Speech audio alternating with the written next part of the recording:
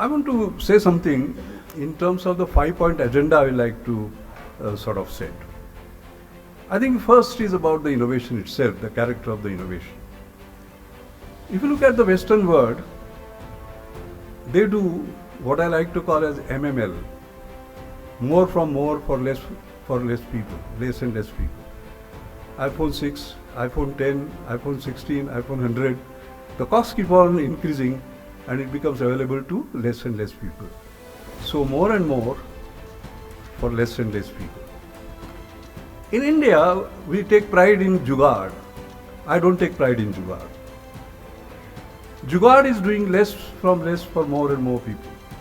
Less from less because you have some knockdown features, no attention to sustainability, no attention to aesthetics, make it happen somehow or the other. The number of Jugaad vehicles who created accidents is anybody's business. So LLM is not the model. So MML is not the model. LLM is not the model. The real model is MLM, getting more from less for more and more people. All right. Now that seems odd. More from less, come on. What are you talking about? Because more from less is almost saying affordable excellence. Right? We always say affordability, oh my goodness, it can't be excellent. Excellent, it can't be affordable. But India has demonstrated it. And I can give you lots of examples. In my San Francisco lecture was full of that, by the way, so I'm not going to sort of repeat it. Because what it does is providing access equality despite income inequality, which is itself sort of a paradox. Now you can just imagine if you have affordable excellence, excellence implies that if it matches world standards, you have global markets, basically. But if it is affordable, you can see, you can include the excluded. So I would say that would be the first agenda. The second agenda has to be talent, technology and trust. I'm a great believer in power of Indian talent, by the way. Right? As Atalji had said, India's future is in IT as in information technology. I agree with him, but IT as in Indian talent. Technology, no issue at all. We have sort of demonstrated that. But the trust is the critical part, I would say. Okay? We have to believe in ourselves that we can do it and we can support. I remember I've been the co-chairman of Maharashtra State Innovation Society from 2018, right from the time it started. And the Honorable Skill Development and Entrepreneurship Minister is the co-chairman. And in 2018, we created a startup policy. And I remember saying at that time that Sachin Tendulkar scores a century when he's 15 in Ranji Trophy, but because he doesn't have 10-year experience, he can't get into a test. How can a startup have a 10-year experience? And therefore, the tendering processes, etc., the normal ones can't work. And I'm very happy, I'm very proud that we have had these flagship programs like Maharashtra Startup Week, where the best were selected are given work orders without following tendering process. Okay, simply on the basis of merit. Of course, there are some criteria. And see the difference it makes. Like 2018, the Sagar Defense, they had these drones. PCMC gave them the order, and they cleared 1.7 tons of debris that was created after Ganesh Utsava. Then they went to Nagpur, they went to Bombay, and today they are one of the biggest suppliers of surveillance equipment. Those doors were open to them. So opening of those doors by trust, I think, is extremely important. I have seen how people suffer as a result of lack of trust. You know, later on I'll talk about Anjani Mashelkar Foundation and its awards. Naveen Khanna, one of the awardees, had developed a dengue test where within 15 minutes you can recognize whether you have dengue or at what stage it is. Normally it takes 1 or 2 days. And I remember it was US FDA approved, US patents, everything. Nobody would buy it. Why? Because we were borrowing them from US, from South Korea and Australia. Then came pandemic, all the kits were getting exhausted. Then we went to these 3 countries. 2 of them said, no, we can't give in time. South Korea said, we can. But they loaded the kits on the wrong ship, which went to Africa. So we had no kits. So there was no other way but to go to Khanna's kits. Okay. Khanna's market share at that time was 0%. Today it is 75%.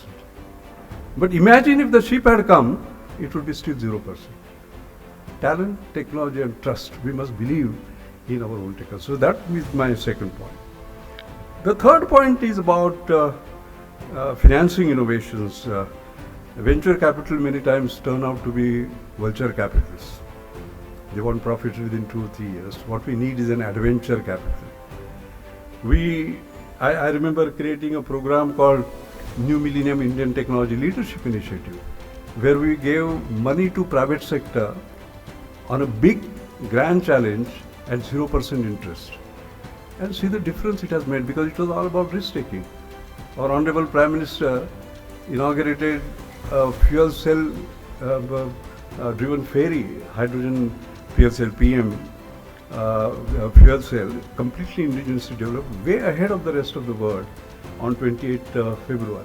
Okay? And it's all about greening waterways. It is going to have a huge impact. But when did we start? When nobody talked about fuel cells. Because Indian industry had always worked where markets were certain, technologies were certain. We went into areas where technologies were uncertain and markets were uncertain. And today you can see we have a leadership position. So I think that risk financing is very, very critical indeed. I'm very happy to announce that, for example, just on 26 September, we had the inauguration of Garda Innovation Fund, 35 crore, which is replenishable. But what it is going to do is provide patient capital and also compassionate equity and taking chance, taking risks of the kind that we are basically talking about. That's the third. The fourth wish list that I have, I'm not a great believer in best practice. Because when you say I'm following best practice, you are following. I'm a believer in next practice. We should become best practice for others. As simple as that. Then you would say, is it possible? Yes. The Anjani Mashelkar Foundation, which I started 14 years ago, only awards those who create next practice. Let me give you an example. Take breast cancer. What is the best practice? Mammography, painful, radiation, expensive. Now there is a breakthrough of iBreast where you have a device which you just move around the breast, okay, and you know within 2 minutes whether you have breast cancer. Now this has gone to 20 countries. Lancet has ranked it as the best non-invasive device, by the way. It's incredible. Done by a young man, Mir Shah.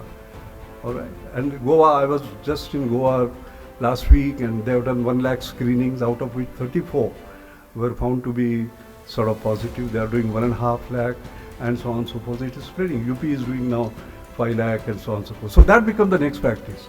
But will it remain the next practice? No. Just round the corner here in Venture Center, there is a young entrepreneur, a girl, who has created something. Ramesh, you just breathe.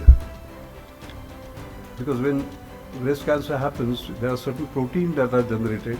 There are volatile organic chemicals in parts per million that are generated, which you can spot basically by molecularly imprinted polymers. Currently the clinical tests are going on. I'm sure it is going to succeed. It's going to be extremely affordable, but it is ultimate in non-invasive. Because at least here, Narendra, you are touching the breast. There you don't, you just breathe. That's what we need to do. And these are all 30 plus minus 5, by the way. So what is special about them is that they are not going for valuations, they are going for values. They are not going for creating billions of dollars, they want to bring smile on the faces of a billion. All right? That's what makes me extremely confident. So that is my fourth agenda, best practice to next practice. There are other examples that I can give, but I don't have time. And the last one is making high technology work for all. We talked about it yesterday. AI is what we talk about. Pratap Rao, I must congratulate you for the great initiative that you have taken, where you said that even for a 1 acre land, which marginal, sub-marginal land, you can make a difference by using AI and so on and so forth. Can we do it in healthcare, for example? Yes. Out of 14 awardees, 6 of them are AI sort of powered. Let me give one example. There is what is called as a Save Mom. Save Mom has become a Harvard Business School case study, by the way. Okay, what does Save Mom do? When women in rural villages get pregnant, okay, they have to change buses to go to the medical center for checkup. So same thing, the young man whose sister was doing it said, why should that should be? And he created a wearable along with a device where 7 parameters could be measured remotely. Okay. Not only that, because it was AI powered, in the first 3 months you could predict the pregnancy, when it is going to be, whether it is going to be safe, and so on and so forth, etc. Cost 1,000 rupees for 1,000 days, 1 rupee per day. They onboarded 2.3 million pregnant women so far. Andhra Pradesh has made it sort of compulsory. You can just imagine what difference it can make. And now the results that are coming, you know, some of the healthiest babies being born, and the rest of it is absolutely incredible. And there are other examples that I can give, like DOSI, the ballistic cartography, and ARCA, the risk assessment, etc., etc. I will not go through that. The point I am trying to make, when we talk about AI for all, this is AI for all, because this goes to poorest of the poor people. And most importantly, it is made in India for the world, because many of them have gone to 12 countries, 20 countries, one of them to 40 plus countries. Not only that, papers in Nature, they have appeared, papers in Pursuit of National Academy of Science have appeared, Lancet, they have appeared, and as I said, Harvard Business School.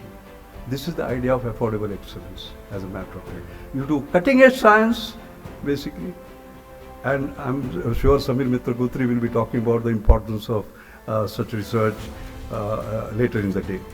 Let me conclude. I always conclude by good news. I'll push all the bad news in between and end with good news. I think the good news is that the Indian talent is flowering.